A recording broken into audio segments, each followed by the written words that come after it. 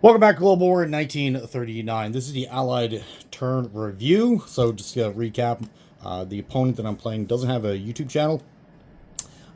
So he's going to do all of his moves, send me everything that he's doing, get the map updated, and then I'm just going to give you overall review of the entire Allied turn all in one. So for the Russians, they start the game with $15. They're buying 2 elite guards, 3 infantry, and on their income roll, they rolled a 17, which is above average, so that's pretty decent. And then they're going to collect 25 for their next turn. Now, where they're getting that is the 17 that they rolled, plus they came into Poland and Baltic State, so they get a $5 bonus for controlling both these territories, plus the $3 that the territories are worth. So this is like a pretty standard move. The Russians should always do this. That $8 extra does make a big difference, especially later on in the game. By the time we get to turn 4, turn 5, you're going to wish you've done this because it does. That $8 does add up every single turn. This is the only combat moves that he did. He did bring down a sizable force down to Caucasus, so I would suspect this is probably going to end up down in this region in the Middle East somewhere to help out the British, and to prevent the fall of Cairo, I would imagine, something along those lines. Or they just might swing back up for the defense of the Soviet Union against the Germans. We'll have to wait and see. After the attack, most of his air force outside of one light bomber is in Smolensk right now. And then outside, it just is a non-combat move, just moving around forces onto the map, getting set up for the future. Over here, he opted to bring his 3 tanks and a bulk, all of his infantry to start here. Came to this territory, bringing over his tanks. So this is probably head over to Japan. So I would suspect some kind of attack into northern Manchuria in the future. We'll have to keep our eye on that, of course.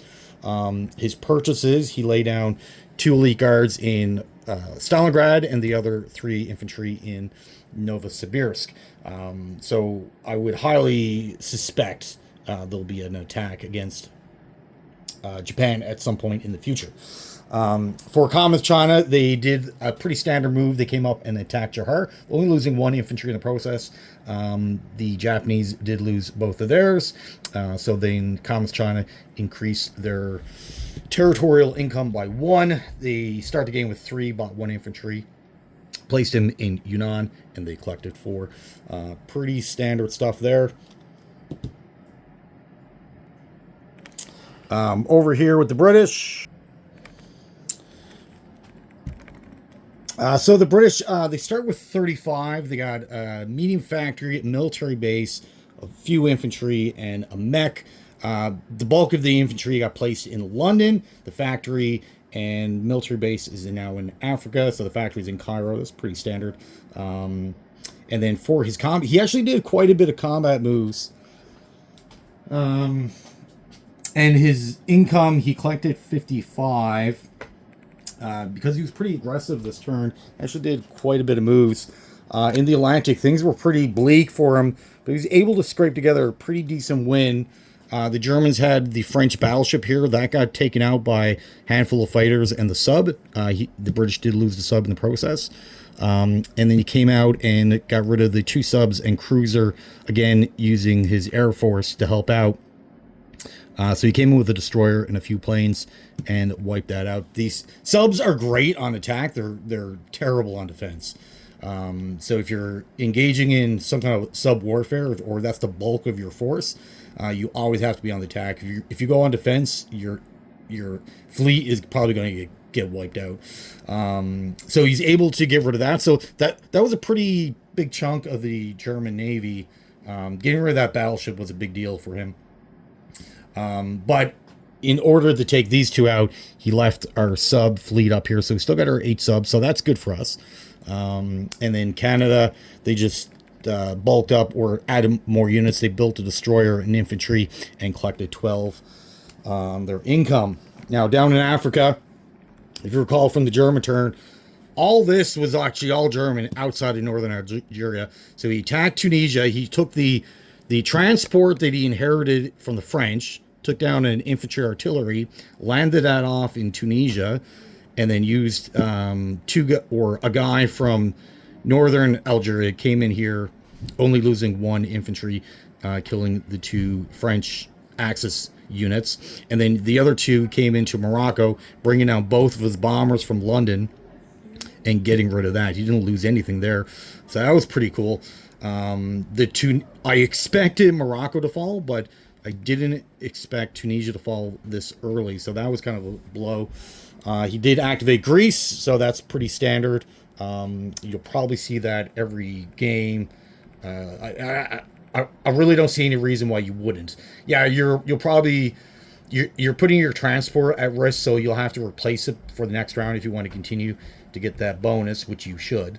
But replacing one transport with the Commonwealth is not really that big a deal. And just because you're so spread out, you have so many different lands, getting transports every round is not. You probably should be doing it. And then the two destroyers, they started here, plus the French fleet came down to Sea Zone 45, getting rid of the German sub that they got. So the British in the Mediterranean is actually pretty strong. And they brought over the fleet that they started off in Africa, or no, India, sorry, brought that into the Mediterranean. So they're pretty sizable. The Italians are like looking at this and be like, what are we going to do? Like, the British in the Mediterranean is pretty strong. And now with that factory, I would suspect they'll probably, be adding a destroyer, a cruiser here and there. So things are pretty bleak for the Italians. They're going to really have to put together a pretty decent strategy if they want to get rid of this. Yeah, and then down in South Africa, they just purchased one infantry. They did collect 6 because Rio de Janeiro and Libya Rio de Janeiro got captured by South Africa, and Libya got activated. So that gave them an extra $2 plus the dollar bonus they get. So now they're up to 6. So that's pretty decent for them. Over here in India, well, India really couldn't do a lot because they're not at war yet, so they just basically moved most of their force from Calcutta up to Bangladesh.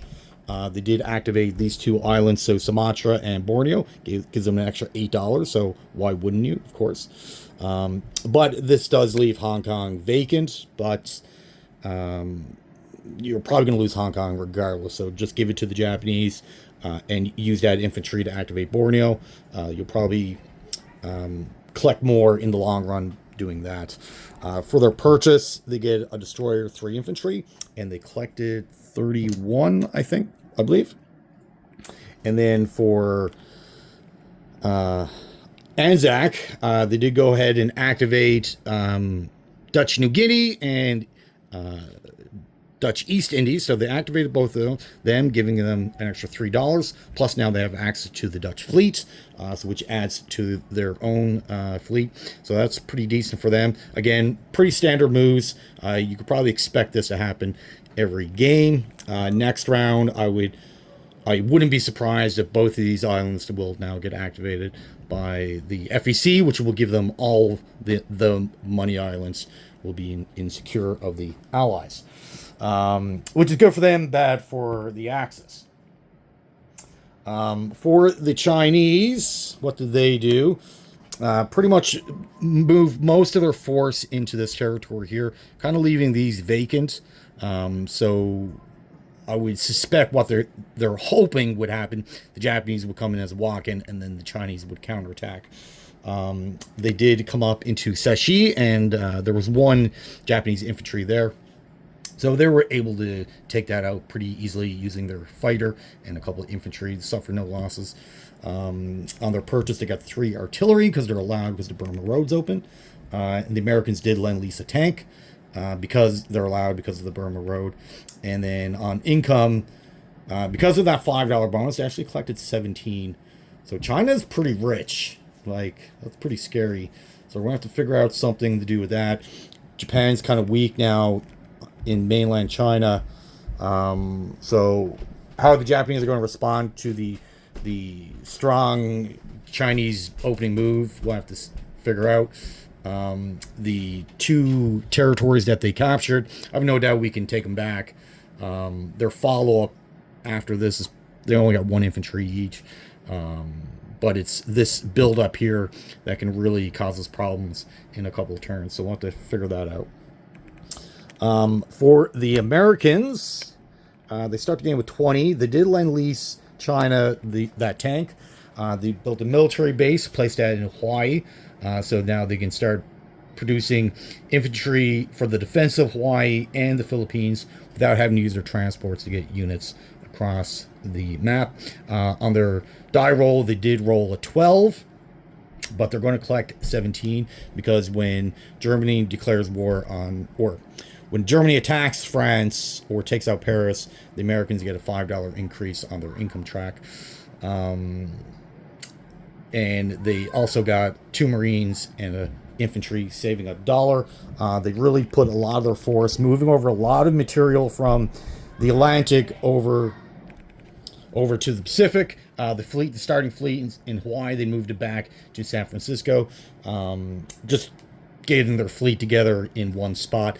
I would probably suspect they'll probably move it back to Hawaii to face off against the Japanese in the future, but we'll have to see what they do. All their planes now are on this side of the map. Over in the Atlantic, they really don't have a lot. They moved a guy down deep south, ready to activate Mexico when they're able to, and they are keeping enough units here to activate Brazil later on in the game, I would suspect so. But the bulk of their force is now in the Pacific, so that gives the Japanese something to think about in the future. Anzac did collect 13 because of the new territories. Anzac and FCC don't collect any bonuses yet, even though they may be eligible for them. They don't collect bonuses until they're at war with the Japanese, which will probably be sooner rather than later, but we'll have to see. So that's really it for the Allies. The British in Africa made a lot of bold moves in the Atlantic, made some surprising moves, taking out more German Navy than what I thought they would. So it was a pretty interesting turn, but now moving on to finish off round 1 with the Italians, and then we'll start round 2. Well, thank you for watching. Have yourself a great day.